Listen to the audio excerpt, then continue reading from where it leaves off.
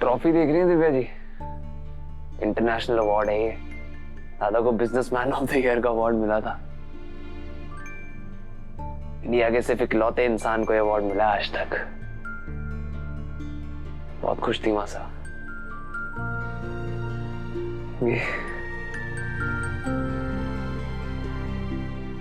वही family photo हमने तब खिंचवाई थी जब दादा अपनी पढ़ाई पूरी करके बाहर से आए थे।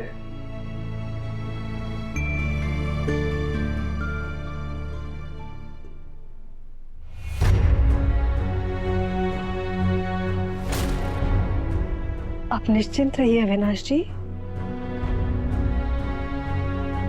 ऐसा की हर निशानी को संभाल के रखूंगी।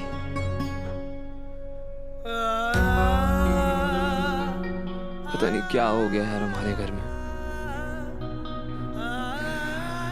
समझ नहीं आ रहा है। पता नहीं मासा ने सर पे कफन क्यों बांधा हुआ है। अरे यार इतनी भी क्या नाराजगी कि वो दादा की हर निशानी मिटा देना चाहती हैं। मासा से जाके ना अभी बात करूंगा। ये सिर्फ दादा उन्हीं के कुछ नहीं लगते हैं। इस घर में और भी लोग हैं जिनका उनसे रिश्ता है, और जो रिश्ते थे ना उनको बहुत कदर है उनकी। मैं अभी जाकर के बात करूंगा। अविनाश जी नहीं, आपने क्या वादा किया था भाई साहब वसु से? यही ना कि अगर वो इस घर के राम है तो आप इस घर के भरत बन के रहेंगे, इस घर को बांध के रखेंगे खुशियों के साथ।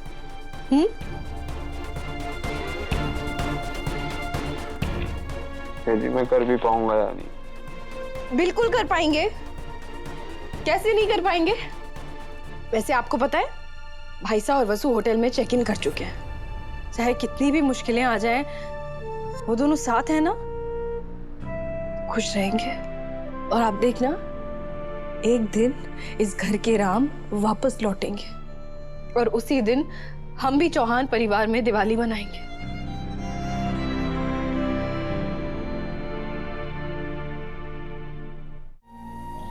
नहीं, मैंने हुक्म से वादा किया था कि वसु से सारे रिश्ते तोड़ दूंगा।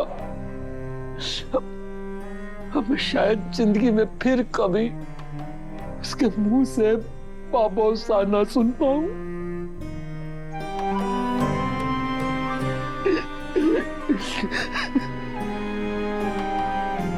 कमाल हनुमंत, अपने आपने समान समझ ले कि तारी कोई बेटी ही ना थी।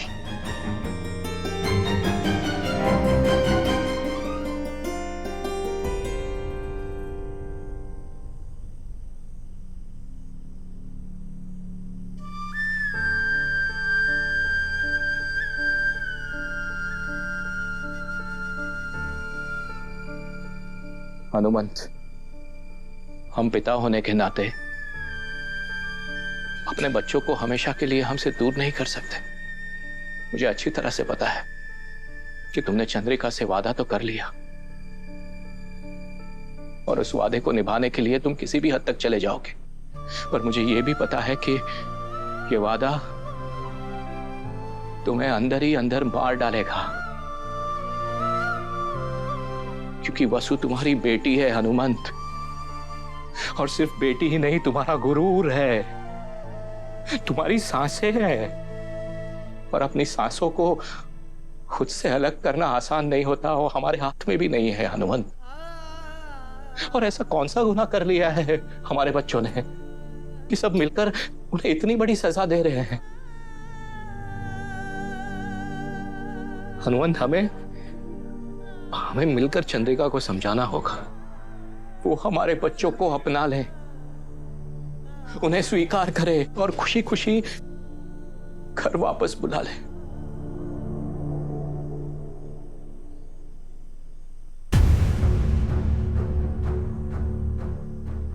बड़े हुकुम, इतने सालों से हम सब हुकुम ने देखते आए हैं, पर कल जो गुस्सा उनकी आंखों में था वो पहले कभी ना देखा था।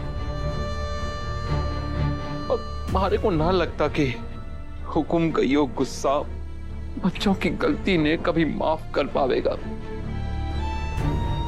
और जब हुकुम ना माफ कर पावेंगी तो मैं कैसे माफ कर दूं? समझ लीजिए कि अपनी बेटी ने त्याग करके हुक्म से सच छिपाने की सजा भुगत रहा हूं मैं।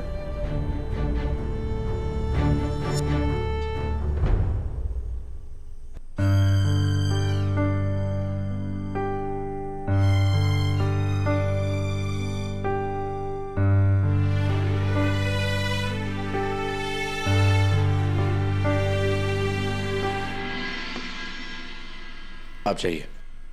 Thank you.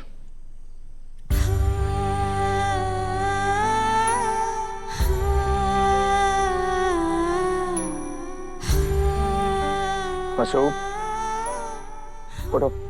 तुमने कल से कुछ नहीं खाया, चलो खाना खाओ। देव सर, ना बाबू साहब ने कुछ खाया होगा, ना देवी हुकुम। फिर हमारे गले से निवाला कैसे उतरेगा? मैं जानता हूँ वसु, मासा और काकू ने भी कुछ नहीं खाया होगा, लेकिन उन लोगों का ख्याल रखने के लिए उनके आसपास लोग हैं।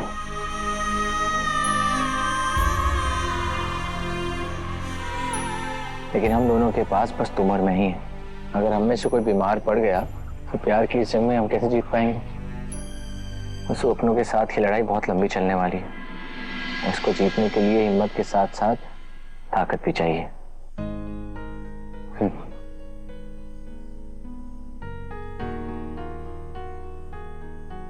तुम्हारा मानना है। अगर तुम्हारी यही जिद है तो ठीक है।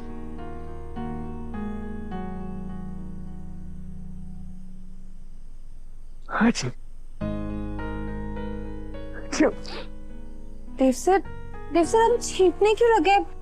आपको सर्दी हो गई क्या? आप पानी पीजिए ना, और खाना खाकर तुरंत अपनी बुखार वाली दवाई ले लीजिएगा, वरना आपको बहुत जल्दी बुखार आ जाएगा। लीजिए।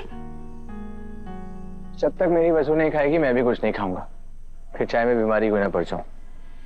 थोड़ा सा सर्दी बुखार ही तो है, सह लूंगा।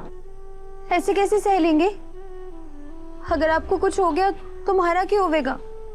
अकेली ना पड़ जाऊंगी मैं भी तो तुम्हें यही कह रहा हूँ कि वसु, कि मेरे लिए बस तुम ही हो। अगर तुम्हें कुछ हो गया तो मैं भी अकेला पड़ जाऊंगा। चलो अब ड्रामा बंद और खाना शुरू। मैं भी तुम्हारे साथ खाऊंगा। वसु, हमारे परिवार का गुस्सा अभी हमें नफरत जैसा लग रहा है, लेकिन वो हमारे घर वाले हैं। जैसे हम उनके बिना नहीं रह सकते, वो भी हमें नहीं छोड़ सकते। तुम देखना, मासा पूरे मान सम्मान और प्यार के साथ अपनी बड़ी बहू को घर में लेकर आएगी। यही तुम्हारा सपना है देव सिंह, पर डर लागे कि सपना पूरा होगा या नहीं। मुझसे प्यार करती हो? आपसे भी ज्यादा। भरोसा है मुझ पे? खुद से भी ज्यादा।